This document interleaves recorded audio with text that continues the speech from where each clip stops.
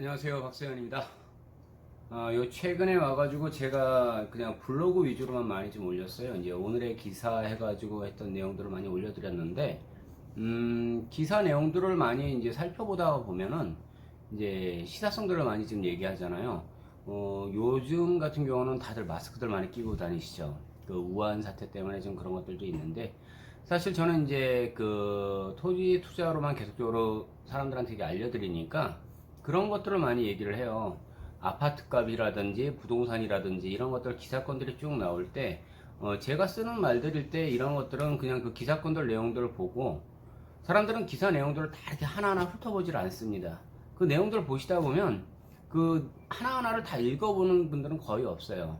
그냥 이제 보통 헤드라인 정도 보시고 이제 뭐 보통 이제 뉴스라 그러죠. 짧은 것들 뉴스들 그런 것들을 딱 보고 그걸 가지고 이제 판단하시는데, 저는 솔직히 그래요. 이제 토지 투자 쪽으로만 계속적으로 이제 연관지어서 생각을 하게 되니까 좀 얘기긴 하지만, 실제로 그래요.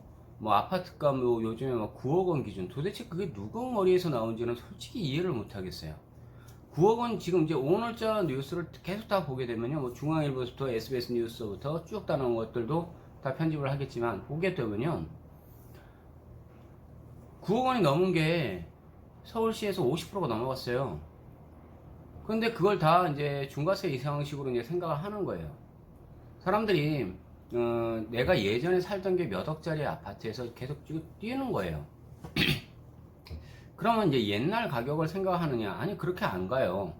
물론 이제 나오더라도 어느 정도 이제 우리가 상승이 딱 되고 나면은요, 팔 수는 있어요. 좀 저가 정도로 조금 나올 수는 있는데, 갑자기 5억 원짜리를 2억에 판다, 이런 식의 개념들은 잡히지가 않아요.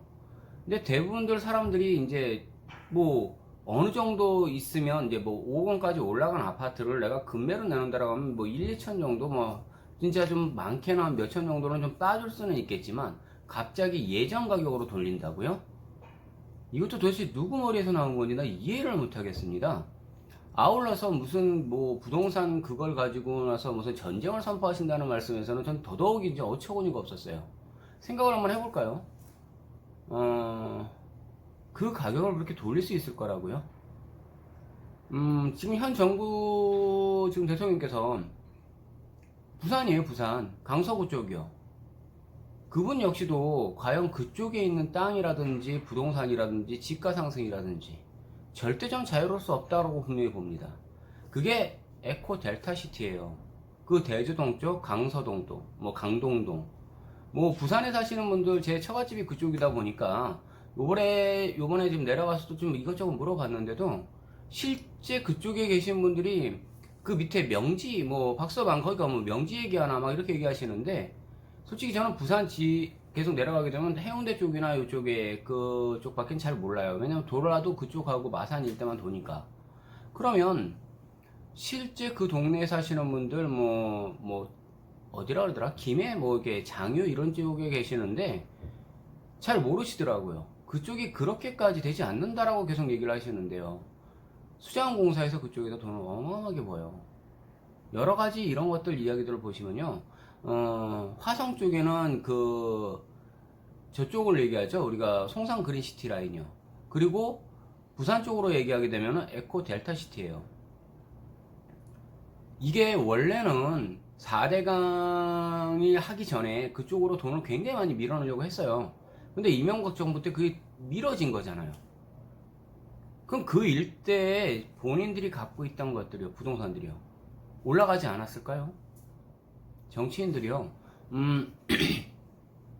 뭐 여러분들 계세요. 뭐 충청도에 계셨던 뭐 정치인들 다 얘기하는 거예요. 그분들이 부동산 자산으로만 갖고 계셨던 것들. 근데 저희는 이제 등기부 등본이나 이런 것들을 굉장히 많이 띄워봐요.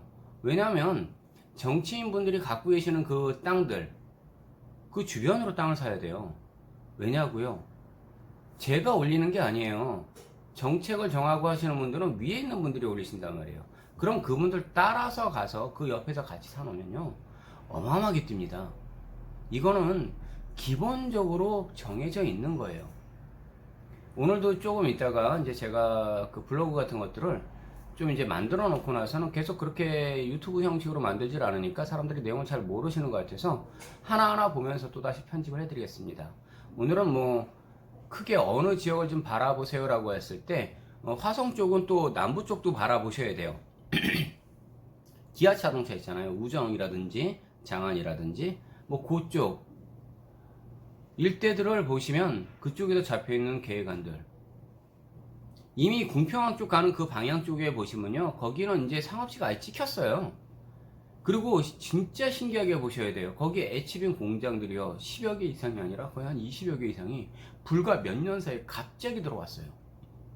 왜 들어왔는지 뭐 제가 직접적으로 여러분들한테 얘기를 하지 않아도 가보시면 알아요. 실제 찍고 한번 가보시면 됩니다. 그러니까 그 야구장 있어요. 화성 드림파크를 한번 찍고 동네를 싹 한번 돌아보십시오. 뒤집어지는 일들은요, 제 눈으로, 본인들 눈으로 한번 확인을 해 보시고 나서 결정을 하셔야 됩니다. 토지 투자는요, 길 따라서 가고요, 철도 따라서 갑니다. 그리고 계획안들에 이미 지금 막 붐이 일어났다라고 할 때는 이미 늦어요. 그래서 어느 정도 선정을 하지 않는다면 토지 투자에서는 매력은 없어요. 자, 일단 여기까지 하겠습니다.